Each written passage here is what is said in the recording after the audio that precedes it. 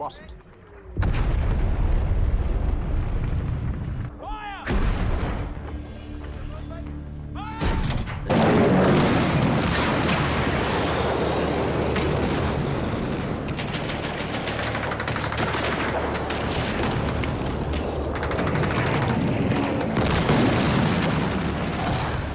The sun rises over the horizon, bathing a vast frozen desert of snow and mud. The usual morning silence is interrupted by the sound of gunfire and explosions, signs of a conflict that has shaken the lands of Eastern Europe. The fields that stretch to the horizon, once green and vibrant, are now stained by the blood of fallen soldiers. It is 1914, and the world is shaken by a confrontation like never before. They call it the Great War. In the West, trench fighting predominates, but the Eastern Front is different. It is there that the great battles of the brutal conflict will be fought. Historical tensions will finally be settled between three great powers, the Allies Germany and Austria-Hungary, against the colossal Russian Empire. Both sides are determined to reshape the map of Europe according to their ambitions, no matter the cost. Hundreds of thousands will die in the struggle to occupy diverse and challenging territories. Momentary victories will pile up, as will heartbreaking defeats, until a victor emerges. If you want to discover the incredible story behind the Eastern Front during World War I, then stay with us. We will embark on a full-color journey through the most impressive battles that shattered realities and shaped the fate of millions in a time of upheaval and transformation.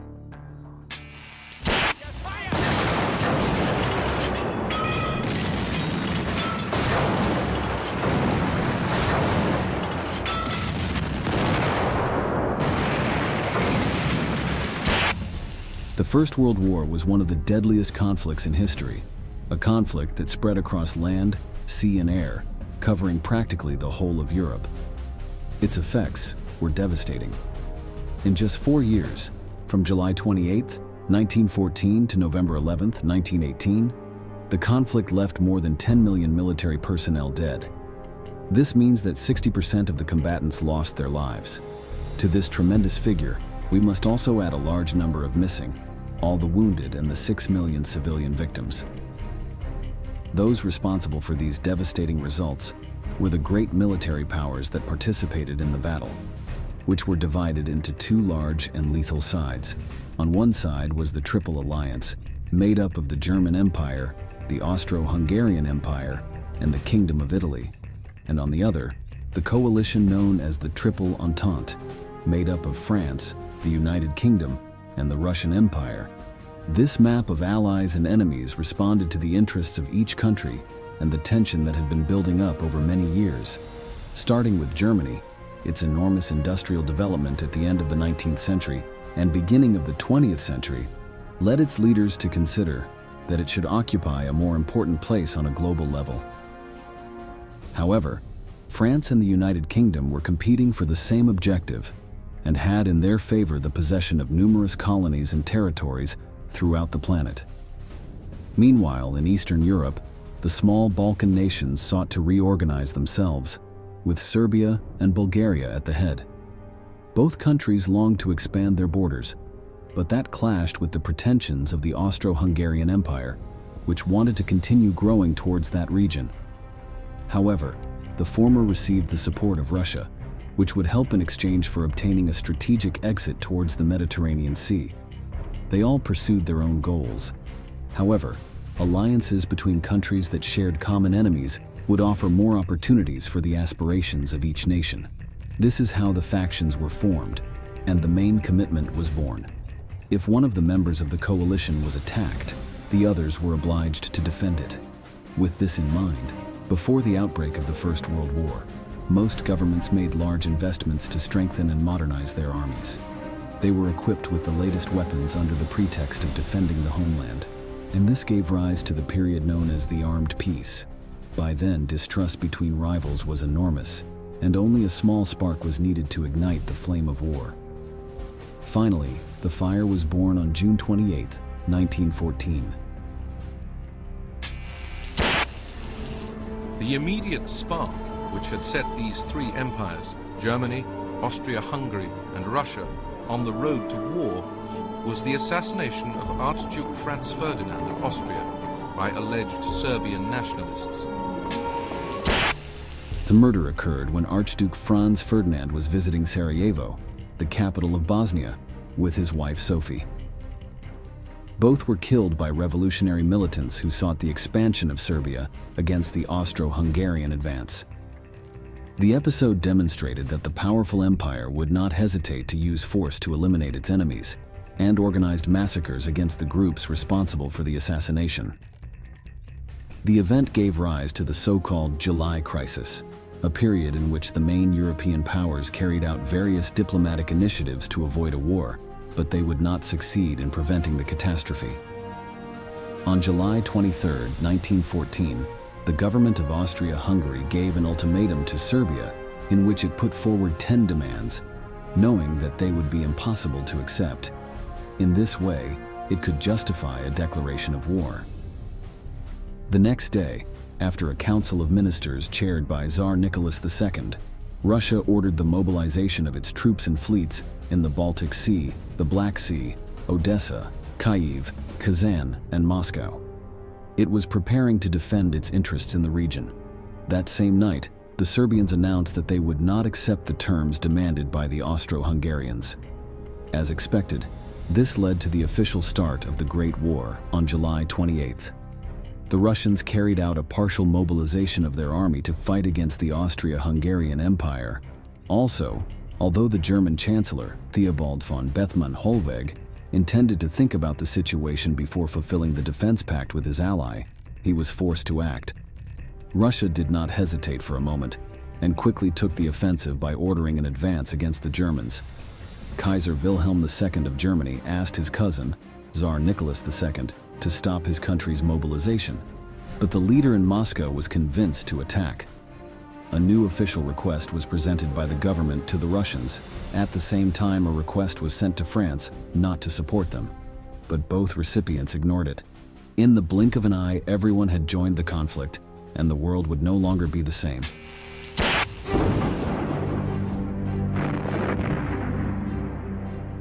Over 4 long, brutal years, World War I's trench warfare on the Western Front ground on. But to the east, a remarkably different war was fought. A war of movement, of dramatic gains and losses, of huge armies on the march, of terrain which required everything from camels to skis.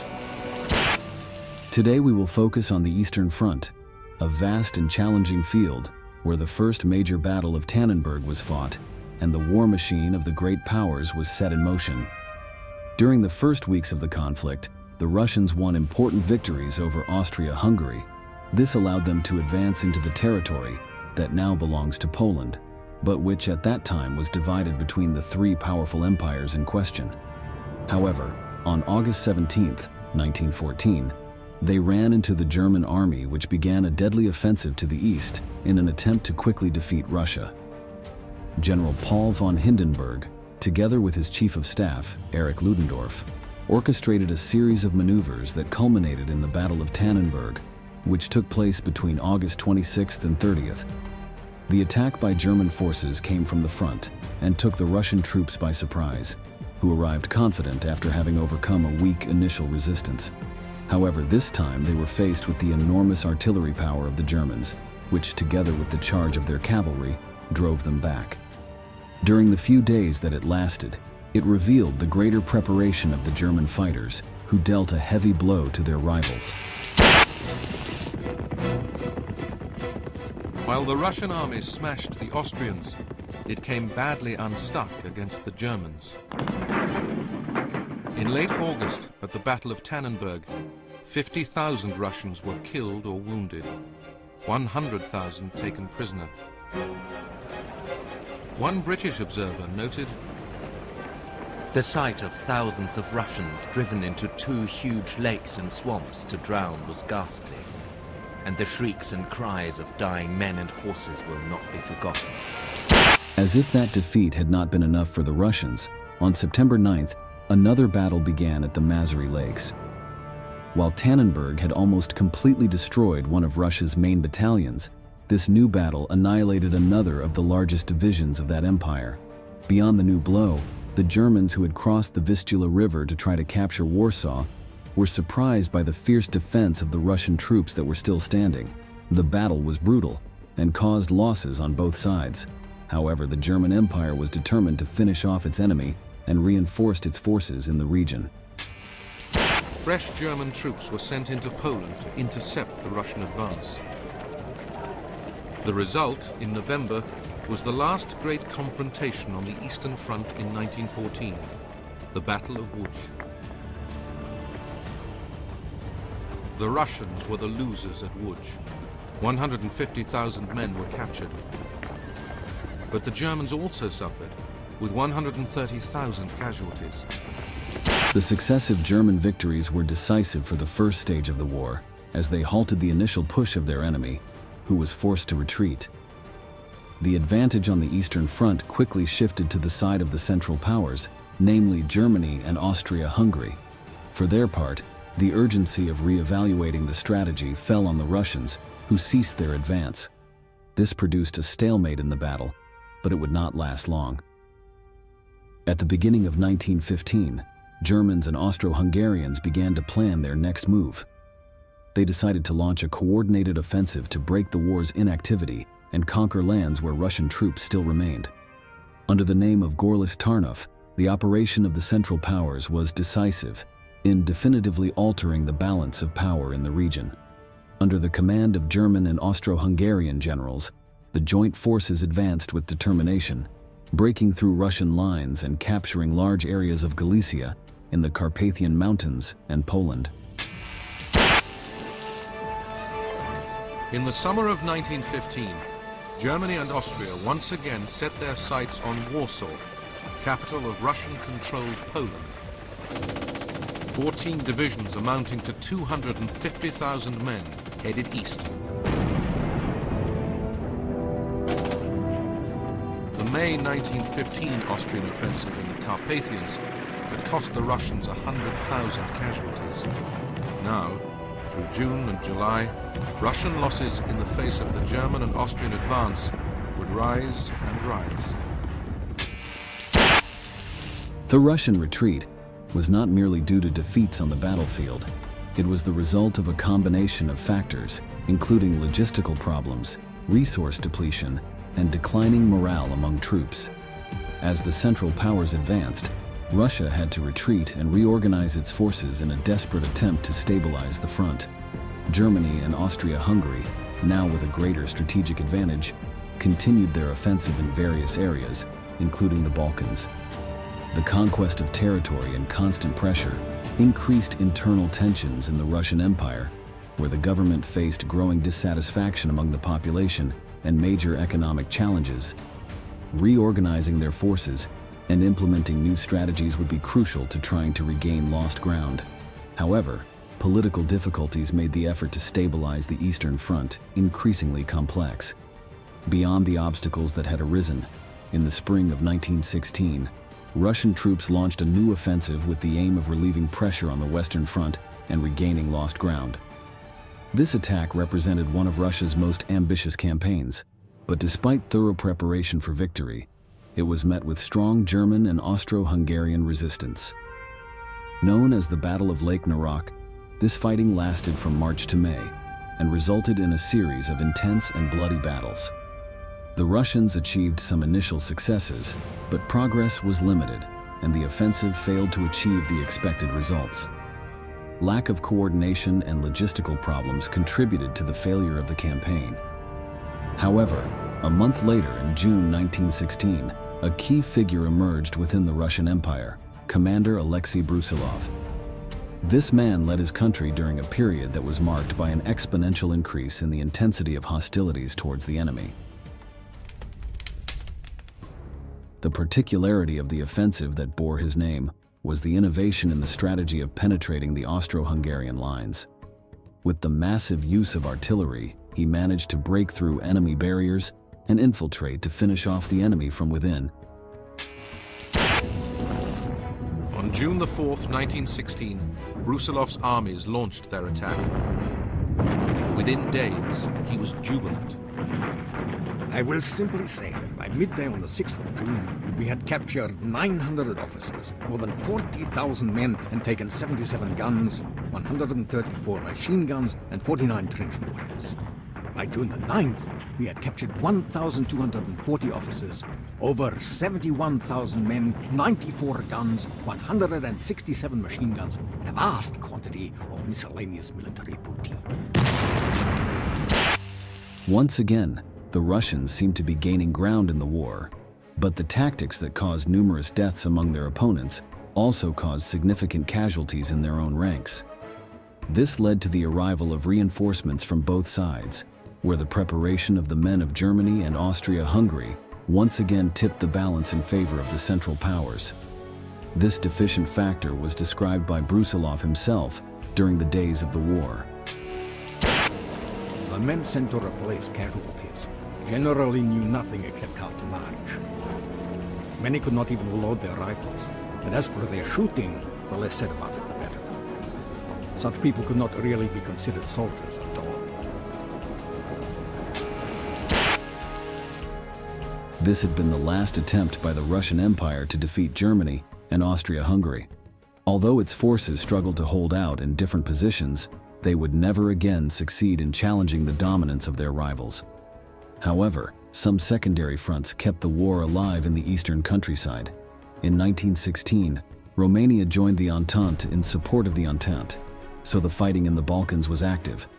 The participation of this country had unleashed a series of struggles that affected the balance in the campaigns of the Central Powers, since they had to divert resources and attention, adding complexity to the conflict. At this point, we must not forget that the brutality of the war and the thousands of casualties in the fighting were added to the challenging terrain. There were also numerous deaths as a result of the extreme weather conditions, with soldiers ending up frozen due to the low temperatures, or even due to the long distances they had to travel, where the lack of food and exhaustion claimed several lives.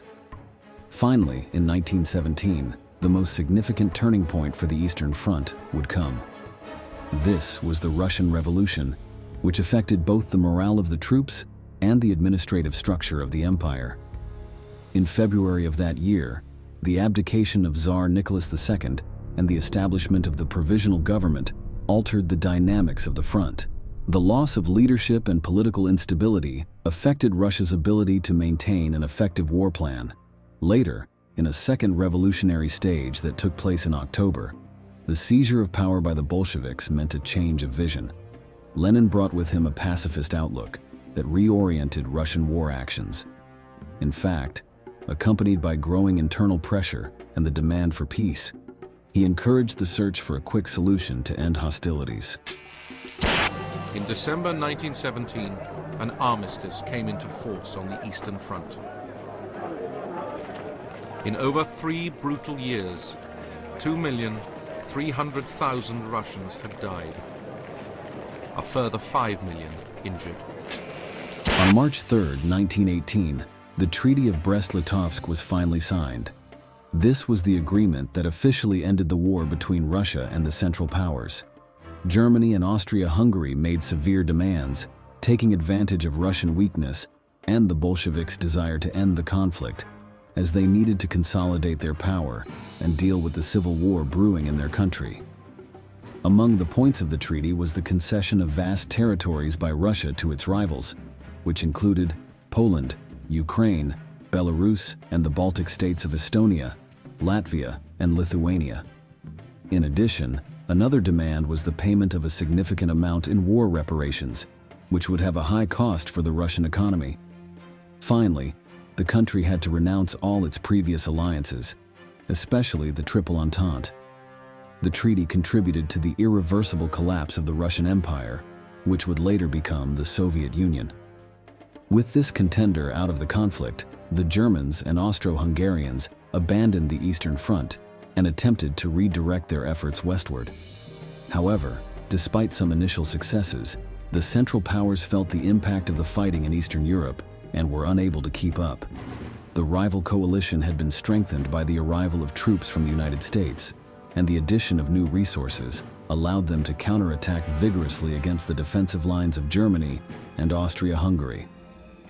The defeats led these empires to suffer serious internal problems, including economic crises, social discontent, and revolutions that broke out in the fall of 1918. Collapse was inevitable for both. In the midst of a desperate situation, and with enemy lines advancing rapidly, the Central Powers sought to negotiate an armistice to end hostilities. The peace talks took place in the Rotondes region, on a train parked in the Compiègne Forest, France. On November 11, 1918, the agreement was signed and the fighting ended. This was the first step towards peace, which was achieved through the Treaty of Versailles signed on 28 June 1919. Just as had happened with Russia, it was now Germany that had to pay a high price for the end of the conflict. The country had to take on costly economic reparations, lost important territories, was subject to severe military restrictions, and had to accept a guilt clause in which it was held responsible for the war. Finally, we must mention the treaties of Saint-Germain and Trianon, signed in September 1919 and June 1920, respectively. Through these, the Austro-Hungarian Empire was dissolved, giving rise to the Republic of Austria and establishing new borders for Hungary.